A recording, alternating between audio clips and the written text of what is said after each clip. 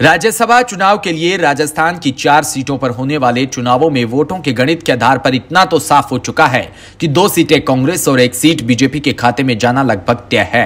कांग्रेस और बीजेपी की मशक्कत चौथी सीट को लेकर है।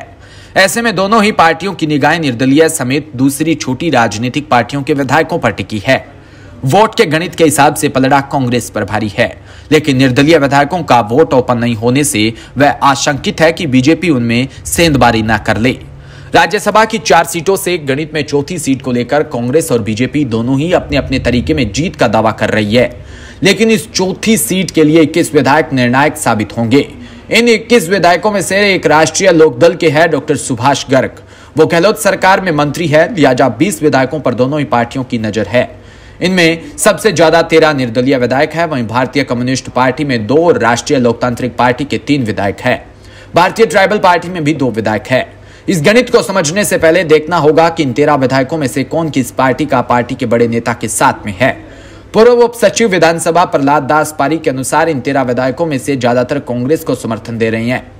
मजेदार बात यह है कि इन 13 विधायकों को राज्यसभा चुनाव की वोटिंग के दौरान ओपन वोट नहीं करना होता, क्योंकि निर्दलीय विधायकों की कोई पार्टी नहीं होती।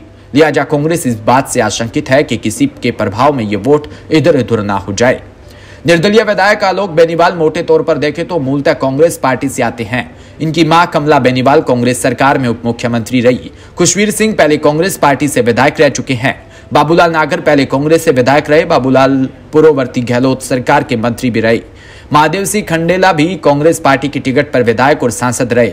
वर्तमान में किसान आयोग के अध्यक्ष भी है। निर्दलीय विधायक रमीला खाड़िया को एसटी आयोग का प्रदेश उपाध्यक्ष बनाया गया। विधायक श्याम लोढ़ा पहले कांग्रेस के विधायक रहे। इस बार निर्दलीय जीत दर्ज कर विधानसभा पहुंचे हैं। वर्तमान में सीएम के सलाहकार के पद पर नियुक्त है। विधायक रामकेश मीणा पूर्ववर्ती कांग्रेस सरकार में संसदीय कार्य मंत्री थे। वहीं विधायक राजकुमार गौड़ ने कांग्रेस से बागी होकर चुनाव लड़ा था और विधायक कांति प्रसाद भी कांग्रेस के समर्थक माने जाते हैं। ओम प्रकाश उर्ला पहले बीजेपी से विधायक रह रहे हैं, लेकिन 2018 में टिकट कटने पर निर्दलीय चुनाव लड़ा था। वो अभी सत्ता के साथ नजर आते हैं। विधायक बलजीत यादव भी सत्ता के इर्द गिर्द ही नजर आते हैं। विधायक सुरेश टोक पहले बीजेपी से थे, लेकिन साल 2018 में टिकट नहीं मिलने पर निर्दलीय चुनाव लड़ा और जीत दर्ज की। वो वर्तमान में सरकार के साथ है, लेकिन वसुंधरा राजे के भी नजदीकी माने जाते हैं। अब बात आती है बलवान पूनिया की, जो गहलोत के समर्थक माने जाते हैं। भारतीय कम्युनिस्ट पार्टी में बलवान पूनिया सीधे तौर पर गहलोत के समर्थक माने जाते हैं। माकपा के दोनों अन्य विधायक सत्ता के साथ हो सकते हैं। आरएलपी के 3 विधायक बीजेपी के साथ रह सकते हैं, क्योंकि उसका लोकसभा चुनाव में बीजेपी से गठबंधन रहा था। इसके अलावा भारतीय ट्राइबल पार्टी के 2 विधायक हैं, वो कांग्रेस के साथ माने जाते हैं। पिछला राज्यसभा चुनावों में भी कांग्रेस के समर्थन थे।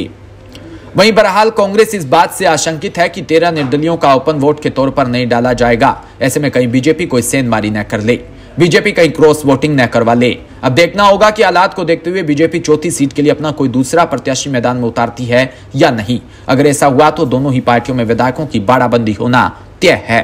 Bureau report, DPK news.